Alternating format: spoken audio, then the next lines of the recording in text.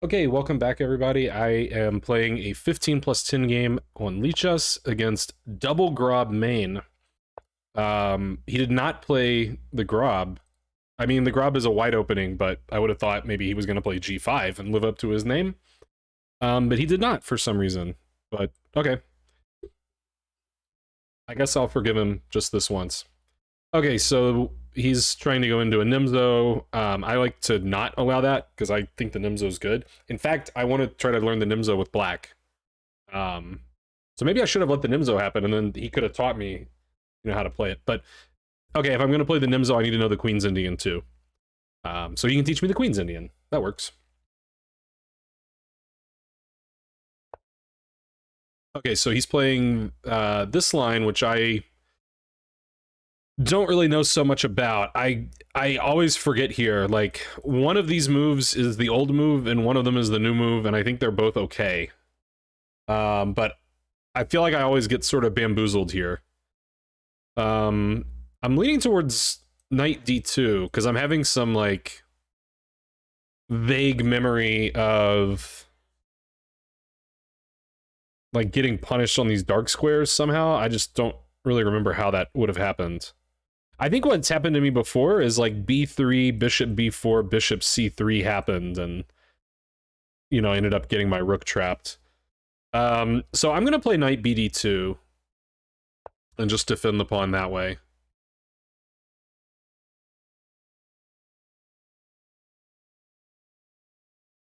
And then I'll just play bishop g2 next, and then he's going to have to watch out for that. So, yeah, like he just immediately goes back.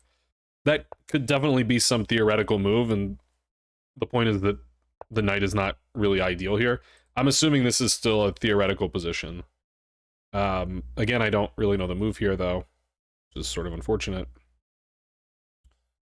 I'm inclined to play d5, and then when he takes, I could move the knight and expose this pin.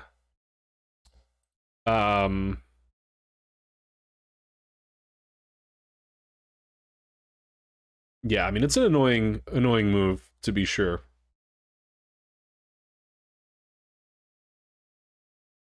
D5 sort of feels right. It's just, it probably loses a pawn. It just feels right. Taking feels sort of wrong, like I'm developing his pieces for him. I suppose I could castle, and then if we trade here and trade here, like, that seems sort of fair, but doesn't seem like I got much out of that opening. Seems like black would be the one happy to eliminate this bishop.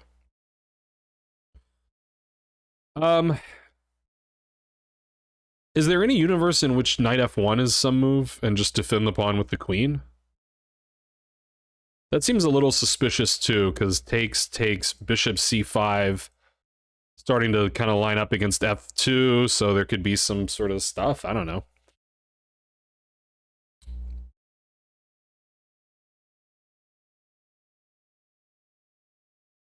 There's no other knight move that really seems to make any sense. Like, I could go back, I guess, but probably not any good.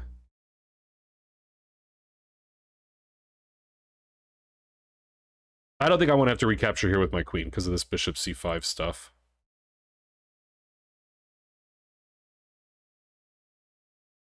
Okay, I think I am going to...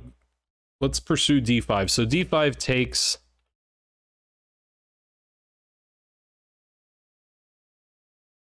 Let's say knight...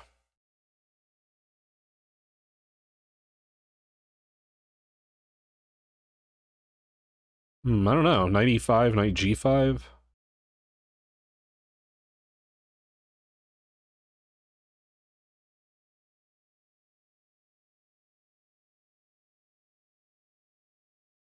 I suppose e3 is a move, but usually you don't really like playing both of these moves because your light squares get kind of weak, but admittedly, I don't really know what's wrong with it. I guess it sort of blocks in this bishop if the guy doesn't ever take. Okay, I probably just need to make some choice.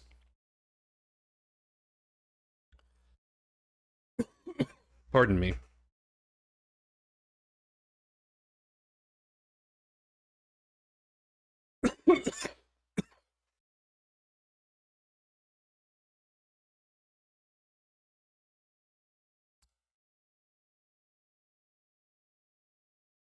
You know, I don't feel like I should gambit a pawn if I don't really know what I'm doing it for. So I'm just gonna take, and I'm gonna castle. Maybe I don't really have an opening advantage anymore, but I'll play like a3 and b4, try to get that bishop out of there. Against a3, he might play a5, but I'll work on evicting that bishop somehow, like knight b3 if necessary, I guess. For now, I think just castling looks like it makes a lot of sense.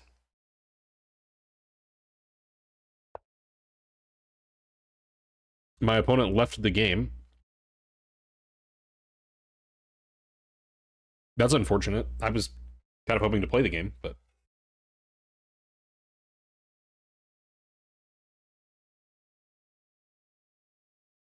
Okay, he's back.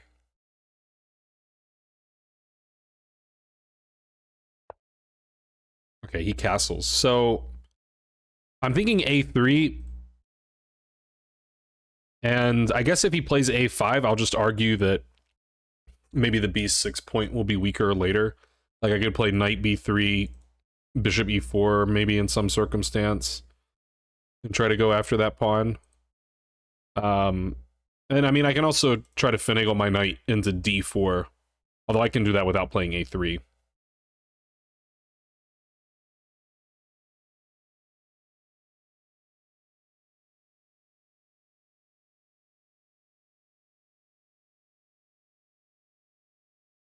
d4 looks like a pretty reasonable square for the knight, because if it's ever tried to be kicked, you know, then I have f5.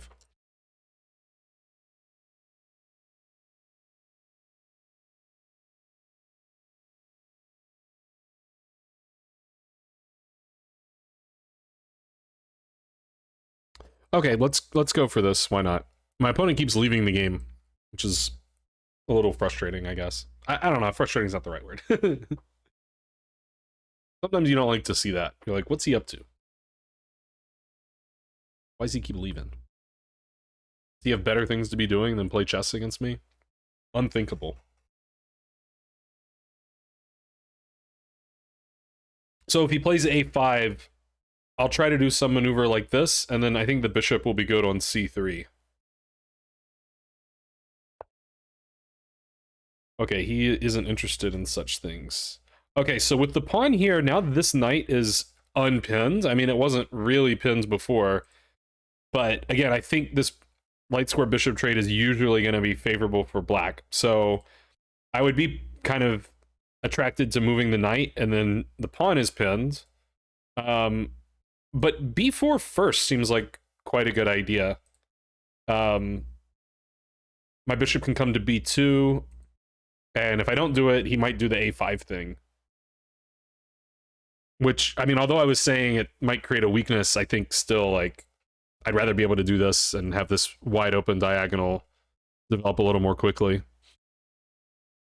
So if I play b4, he'll retreat to either d6 or e7. If he goes to d6, then I know not to put my knight there. So that's kind of good knowledge to have.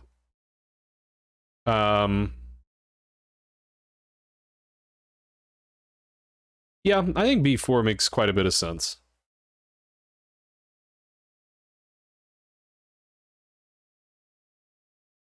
And I mean, from his point of view, like, neither one of these squares are that attractive. Like, from d6, it's sort of biting on granite here, as the cool kids say. Okay, so he goes all the way back, so I could bring my knight all the way to e5, which is a pretty active-looking post.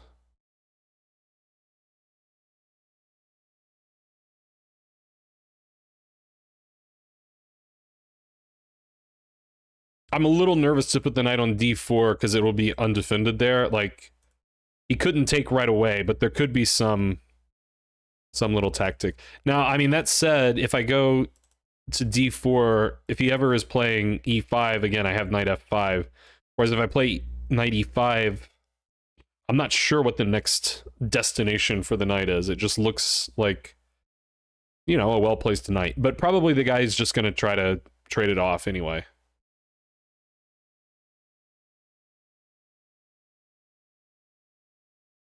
So maybe d4 is better. just to sort of keep ideas of, you know, one day trying to get to this square. Maybe b5 could even be a landing spot to try to poke at c7 stuff. So I think I've talked myself around to knight d4. And it's undefended right now, but this knight's probably going to b3, this bishop's probably going to b2, and the knight should be pretty well defended on d4. So I don't think any of those things are really big problems.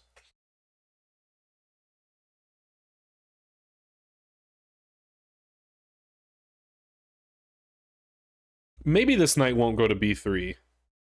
Maybe I'll play like rook e1, e4, knight f1, and try to get the knight in this way. On b3, this knight is just, you know, it's boxed out by the b6 pawn. And it's sort of superfluous with this knight. If you haven't heard superfluous knights, it's when, you know, the knights, sometimes knights defending each other is good, but sometimes it's just like, this knight is just sort of passive. It doesn't really have anything productive to do. Can't move forward. Like, if this knight goes to b3, the only feasible ways back into the game for the knight would be like trading this knight off and then getting it to d4, or just going like back somewhere, rerouting. Maybe I should even consider e4 without rook e1 in.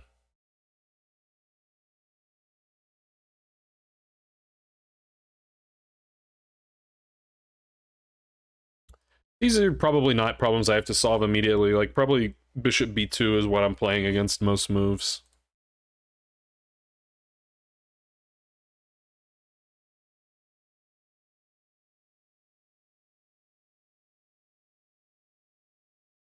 Knight c6 would be fairly logical. Okay, right on cue. And maybe I do play knight b3 after I was, you know, kind of denigrating it. Because then I could get this knight to d4 with tempo. I mean, my knight's hanging. I don't really want to capture, although I suppose I could. If I play bishop b2, I don't really want my bishop on this square. And he's also, like, ready to take here. Actually, knight b3, I guess... Can he do that? Because I take the knight, tempo the queen, so he takes...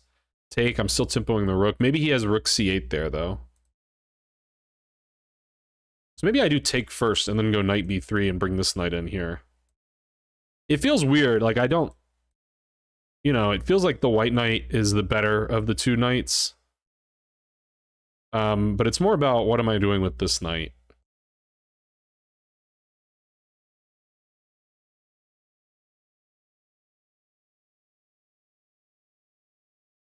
If I take and play knight b3, I'm allowing bishop a4.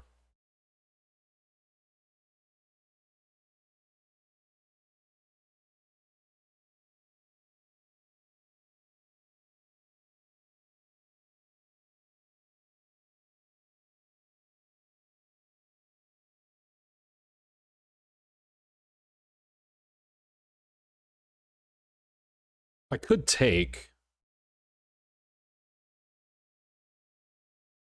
No, that just hangs the knight.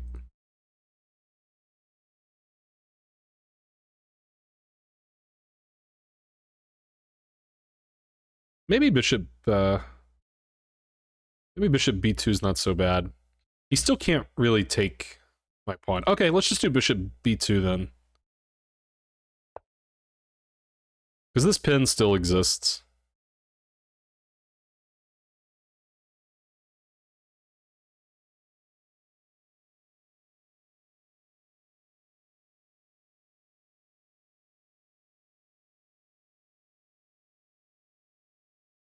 Okay, as is my custom, I'm already way down on the clock. This is probably a safe pre-move to try and save some time.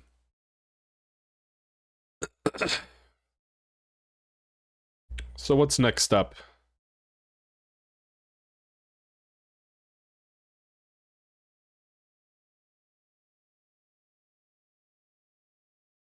e4 is, you know, always something to be thinking about.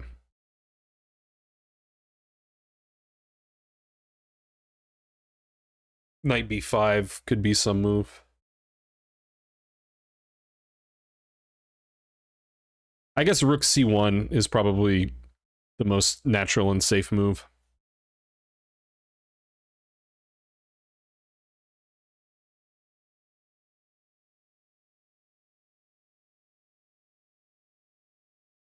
But we'll see what he does.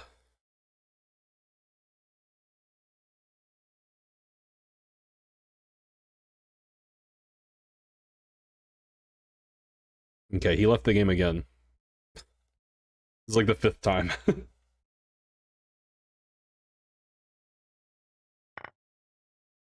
Okay. Comes back and captures.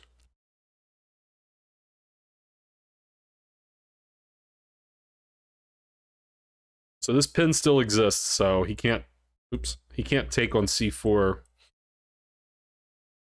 with this idea, because, well, not only am I hitting the bishop, but I'd be hitting the rook.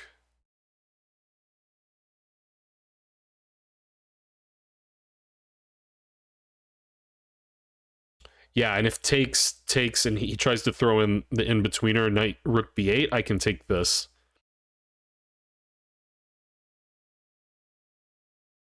Or, if he takes here, I could take this first. And then if he takes this, I take this and tempo the queen. So there's many reasons he can't take on c4. But they all have to do with this pin. So what will he play? Rook c8, maybe?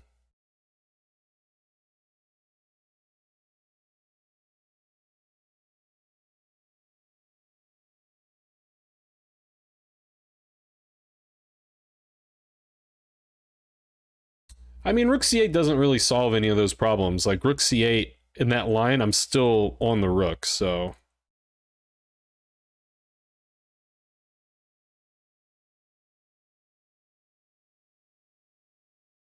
But it's a better square, probably. Probably I'm just playing rook c1, because I don't know what else to do.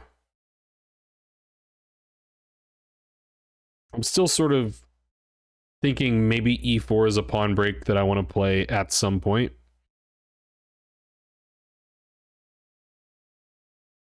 What other, like, improving moves could I make? Like, is queen c2 an improving move? Queen b3 would be bad, because then when he takes here, it's with tempo.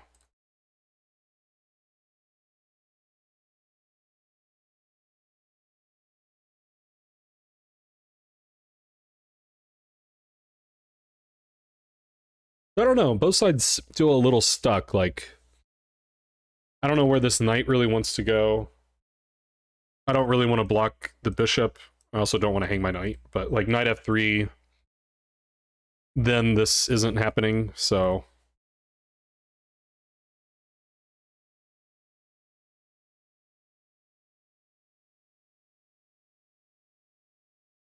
So, I mean, rook e1, knight f1 could be a thing.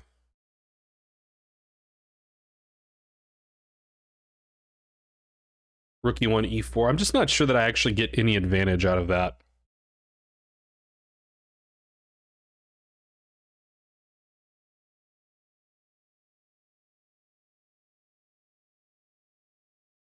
He could try queen c7, I guess, defending that. Putting more pressure here, but then rook c1 is very natural. Queen c7 also sets up a later e5, perhaps. But the queen's going to be vulnerable on c7.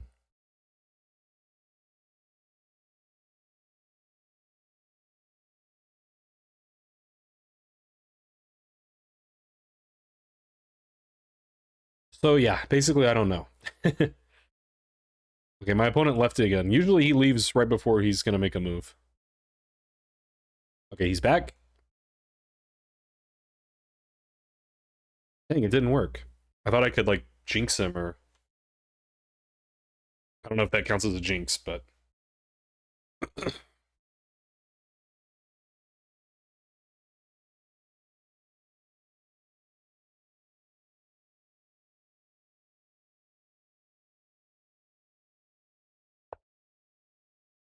Okay, queen d7. Okay, that also defends the bishop.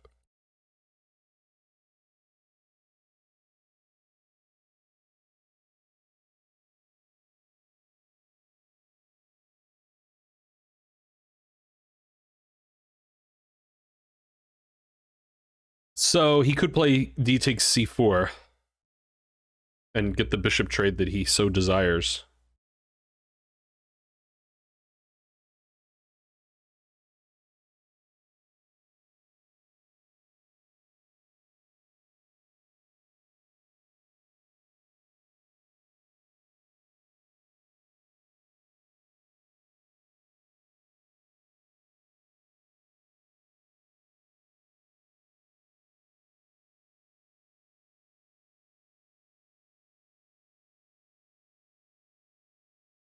Maybe I should just take on d5. If he takes with the knight, I can play e4. Which I was, like, thinking that I would be a desirable move anyway.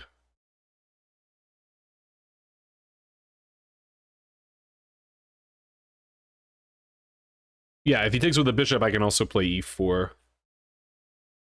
And then, like, I'll have c4 for my knight. I think that is maybe the way to go. If he takes with the pawn, he has an isolated pawn, and I think I'm reasonably happy.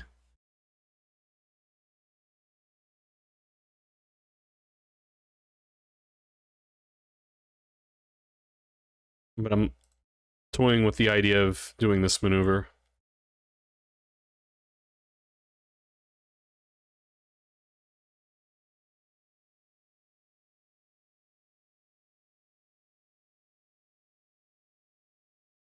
Gotta be a little careful in the d file, I think. I mean, this piece is loose, this piece is important. Don't see anything anytime soon, though. So that's good.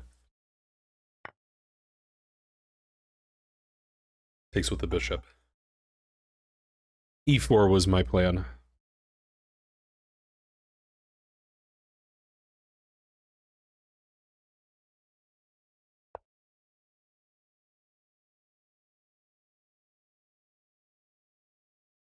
And then probably knight c4, defending the bishop just in time.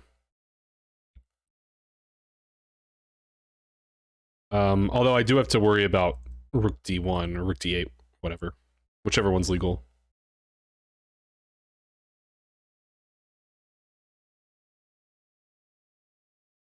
There could be some idea to push at the right moment.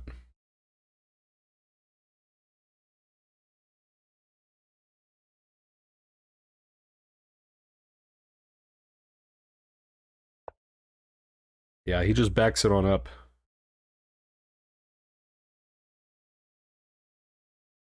Also possible is just rook c1. If you take my bishop, I take your bishop. That seems possible.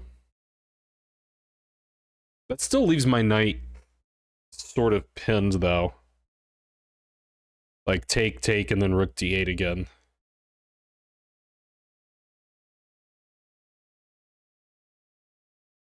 It could get uncomfortable, because this pawn may come under some fire.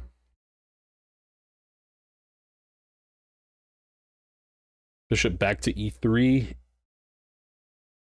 might be the way to untangle from the, you know, upcoming unpleasantness.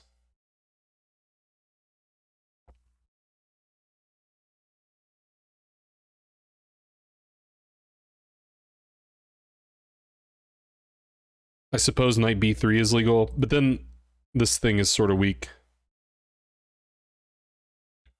Bishop c3, is that anything? And then queen here to overprotect this. I like when the bishop defends the knight, because then I'm never worried about queen takes knight. I think I've sort of talked myself into this one. It feels a little funky. But I want my queen here defending the pawn. I thought about putting the queen on c2, but then I always have to worry about rooks. It'd be really nice to overprotect this pawn. It's one of these funny situations where, like, 2 attackers, 2 defenders means that none of these pieces can leave. None of these pieces can really move. But if I have 3 defenders against 2 attackers, then any of my 3 pieces can move. And it's not that they all want to move, it's that having that flexibility is so important.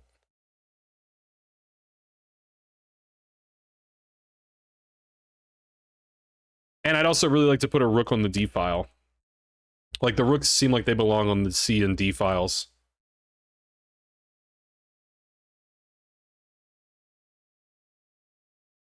However, I did just notice that queen e2 runs into bishop b5.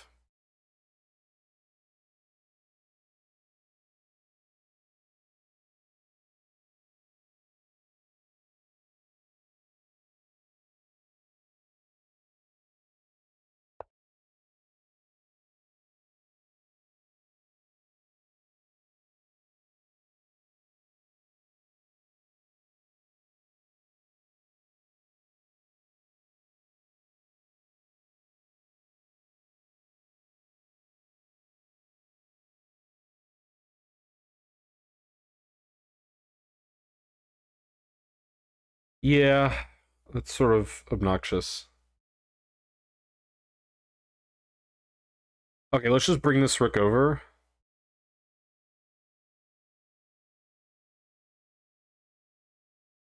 Ugh, it's getting a little hairy. But okay, yeah, let's bring the rook over. Defend the bishop so there's no funny tactics. I'm worried about one day some sacrifice removing a defender from the knight. Like, it could be the case that knight b1 is necessary to get... Because, like, I think he's going to play rook fd8 and get unpinned. Or, I'm sorry, not get unpinned, but pin me. Even worse.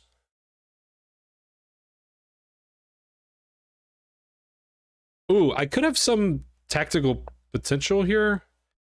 Could I take... Something takes and then push?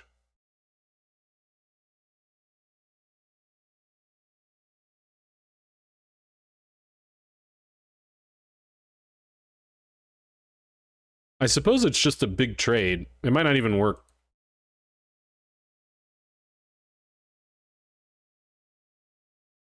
No, it's just a big trade.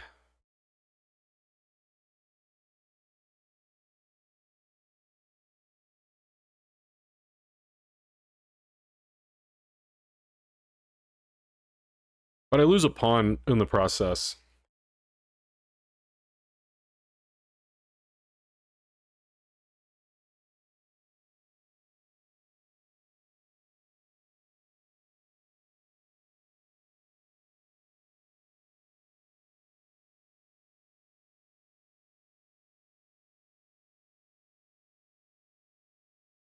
I think I'm going to play queen b3, I just really don't like it.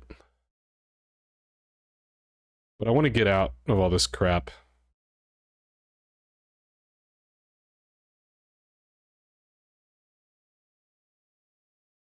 Okay, I'm running too low on time to really quibble.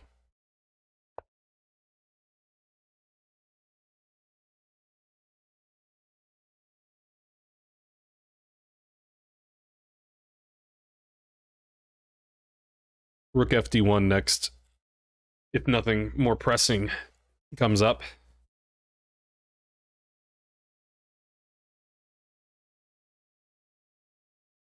Yeah, there's still a lot going on and I don't have much time. Where have I heard that story before?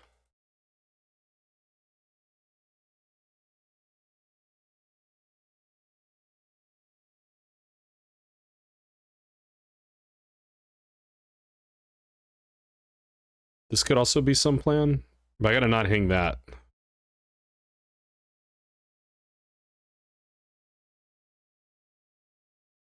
I guess I could play rook fe1, it's just so lame, but...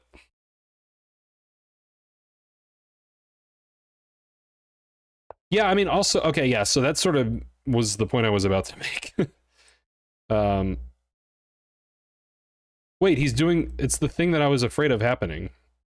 Where he can remove the defender.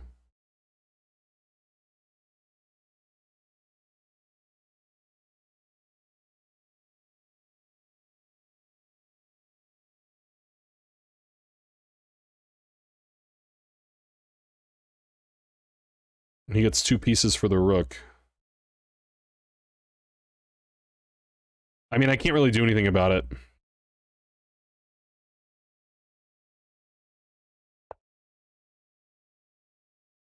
But yeah, he can take this and then take that.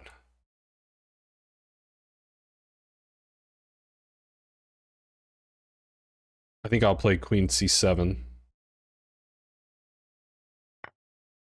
Yeah.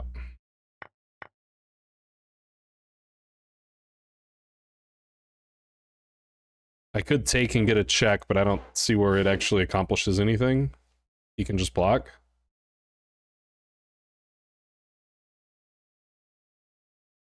Or he can coordinate here and block. So I think I want to keep queens on and try to be active.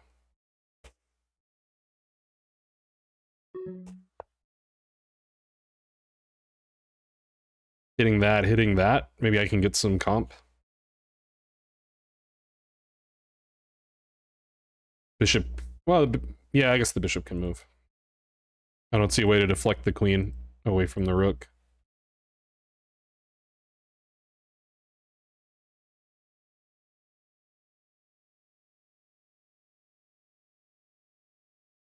I guess he'll play rook here. Then maybe queen b8.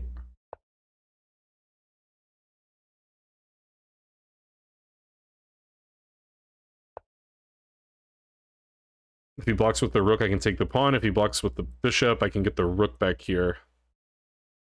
Yeah, that wasn't the best arrow with the bishop, but...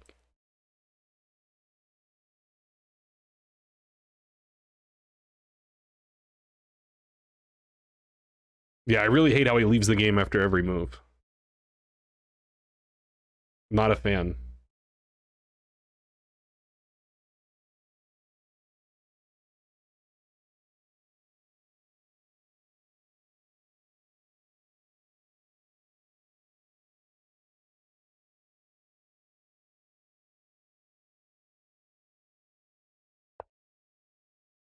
Okay.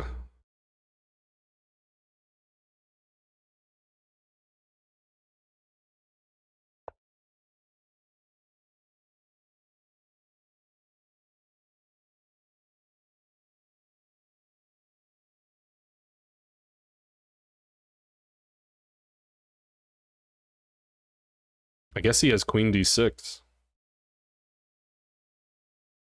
Quite annoyingly. He's pretty tied down there, though. Like, I'll play, I guess, queen a8.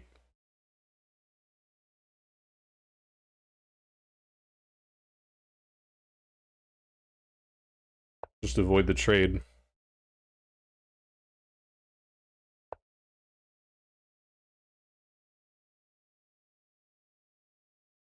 Maybe rook fc1 next.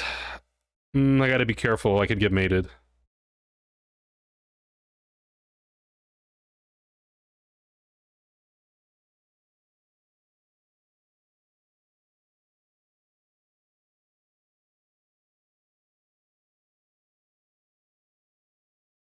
I don't think I'm getting mated, though.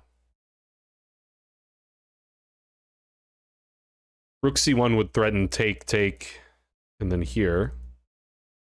Which I guess... if he moves the rook, he could still coordinate some defense on e8. If he does something about that, I might just play h3, and then my back rank is sort of... yeah, okay.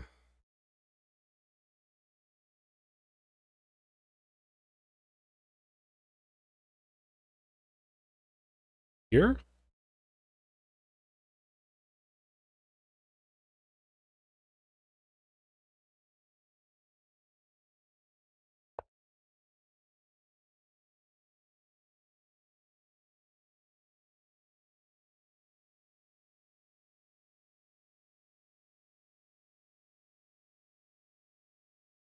There could be some e5 ideas floating.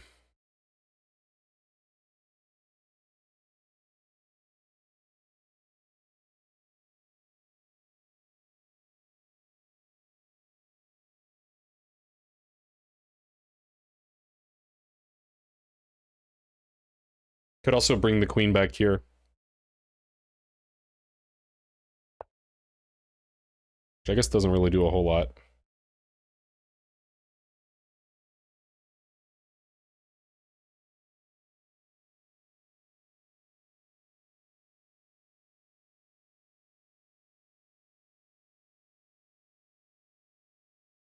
I think I am going to play e5. It's sort of just a feel thing, but I think I really want to get this rook. Oh, he has this bishop. Oh my god. Forgot about the bishop. Okay, so that move was nonsense. Also, this doesn't do anything because of that. Okay, well, I guess I'm just losing. This move actually didn't do anything that made any sense whatsoever. Unfortunate.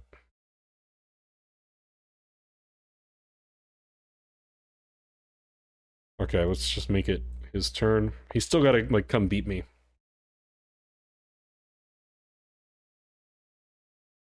No more back rank stuff. Just regular problems, you know. G6.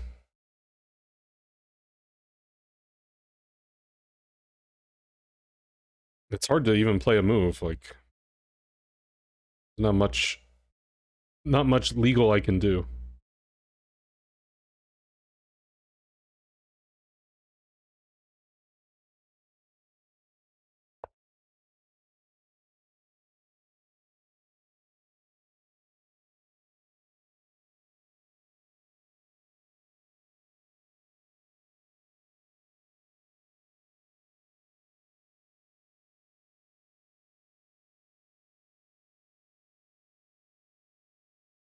I'm lined up here, but if the knight ever moves, the bishop falls, so...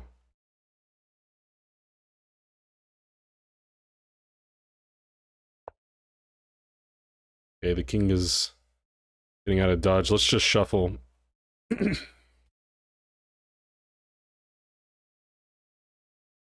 up to him to figure out how to win.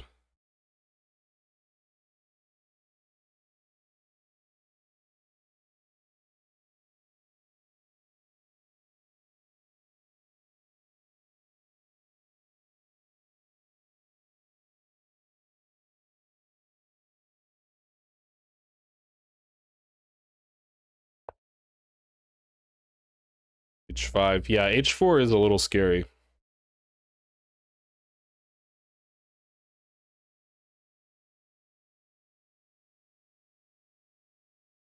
Okay, fine. I won't let him do it. I was a little worried about the knight coming in, but the knight's defending the bishop.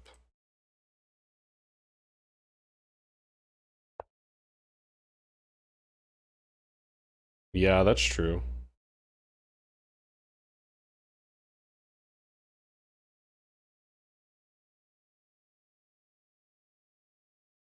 Okay, I guess I go here now.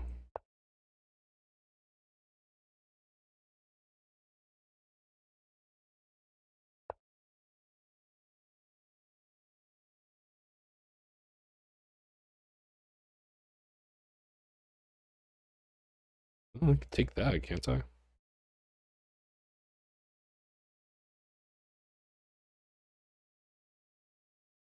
Can I?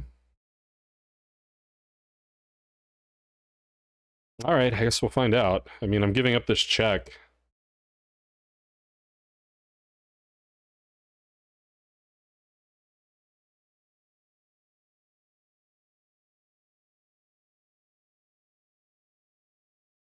Also, this check.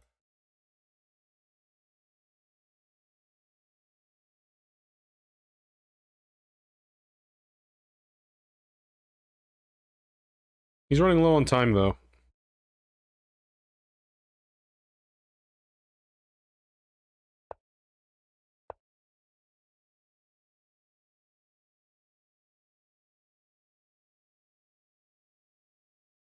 I may can sacrifice here for some counterplay. Or just for mate.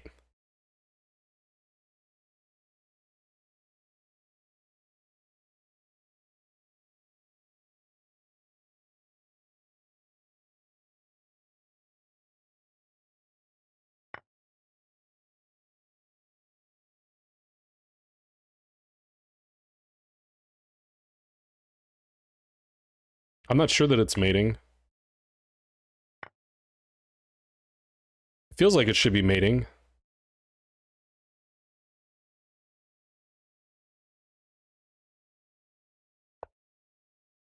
That's mating. All right, I don't know how I survived that. I had to have been, like, really toast. Let's see what the computer says real quick. I mean, I think he just, like, yeah, I mean, he just hung the knight. And I was actually winning from there. I was still scared, but I just, you know, I didn't have much time. I thought my king was safe for long enough on h2, and I saw this idea of trying to sacrifice here on f7, which just wins a tempo. And I just figured I have to be mating because his king can't really run anywhere. And yeah, basically he crushed me the whole game, except he made this blunder. There's one other moment where he blundered and the game went from black winning to it being slightly better for white. And that was apparently here. I never had a sense that I was fine after this move. It says bishop d8 is the only move that wins for black. Sort of an awkward looking move, but I guess, yeah, I mean, he's defending d8 a lot, so it's good. Defending f8 a little less, so rook c8 was right, and then I missed some move here. It says I should trade. Oh, I can trade and play e5. I should find that. That's just, you know, that's relatively simple tactic. And actually, he only has one move that keeps him in the game here, it says. It says he has to play rook d3. And then obviously I take the knight. Oh, he just needs... Okay, he needs to go after... I mean, okay, that's the most logical move. I thought maybe there was some tactical reason, but it's just he has to get this pawn back. Okay, fair. Okay, I want to check one or two things in the opening against this bishop a6. So, okay, so I'm just, like, wrong about everything. Like, b3 is the most common move by a lot. Apparently queen c2 is the second most common and what is scoring best for white. But b3's been played 11,000 times in the master database, and queen c2 only 2,600 times. So I guess I'm just completely making up knight bd2. Yeah, and then a lot of this was theory. e4 is the move here. That did not occur to me for 1 second. Nor do I understand it. So e4, what if he takes it? Knight e5. And it says white is winning. Because we got all this going on. Spicy stuff. So this idea of pinning is pretty powerful. So it says he should take. And the computer says just take this back. Interesting. Okay, I'm going to have to try to remember that, because that seems like an important idea. This wasn't so good. A3 is good. Yeah, and it agrees with b4, and then it doesn't like this so much. Oh, it's just bishop b2. Yeah, maybe I mean, oddly, I sort of missed this idea earlier, but maybe here I'm just trying to make it work too hard. Like, I could just develop my pieces. You know, there's not really a threat for black, so... Anyway, hope you enjoyed this video. Please click some buttons below if you did, and I'll see you on the next one. Take care, everyone. Bye.